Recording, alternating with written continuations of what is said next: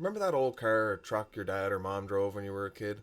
I mean, it probably wasn't a Mustang or Camaro, maybe more like something you had to fidget with the key just right to get it to start, or just an old sedan or a rusty old farm truck, but for whatever reason it just stuck with you all these years later. Let's talk about why.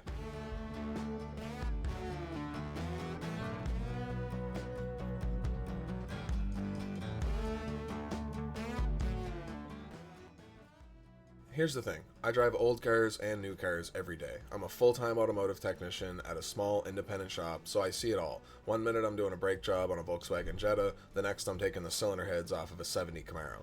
And I also personally own a C5 Corvette, and you might be thinking that's not very old, and you're not wrong, but what made cars so special, that principle is still there in a C5 Corvette. It's just you and the car with very little interference from computers or driving aids, and honestly, that's the way I prefer it. You see, old cars weren't perfect, but they were never supposed to be. They rattled, they leaked, they made strange noises. I mean, frankly, I think the majority of them just came that way when you bought them.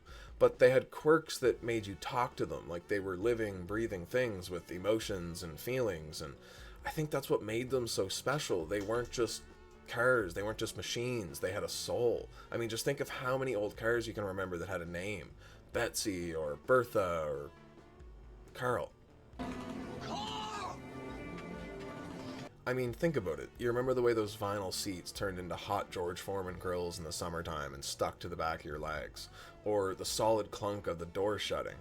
I mean, these memories stick with you all these years later because it was not just a car, it was part of your story. I mean, back then people were known by the car they drove. Look at the Delta 88 for one of my previous shorts. I mean, it's not a flashy car, it's not a fast car, but man, has it got this presence. I mean, the smell, the wood grain, the big comfy seats, the skinny little steering wheel. I mean, it's literally like driving around in a time machine. And let's be honest, no one is going to reminisce about a Chevy Cruze unless it's to point out the seemingly infinite recalls it had. But an old car, I mean, it's like driving around in a piece of history. I mean, cars like that, they remind you of a time when things weren't so polished, but they had so much grit and personality that it made up for any of the imperfections that came along with these old cars. And even those imperfections, they weren't flaws, they were personality traits. I mean, these old cars, they made mistakes just like us, but that's what made them so special. It's what made them more of a companion and not just a machine. Now, don't get me wrong, yes, modern cars are amazing. They're smarter, they're faster, they're safer, but they're boring. And I think we've lost something along the way to this weird, dull, computer on wheels era that we're in now. I mean, take a look at the 1990s. In the 90s, cars have gotten a lot better with the reliability wars going on in Japan and in Germany, which I'm going to be going into in my next video. So hit subscribe or follow my TikTok so you don't miss it.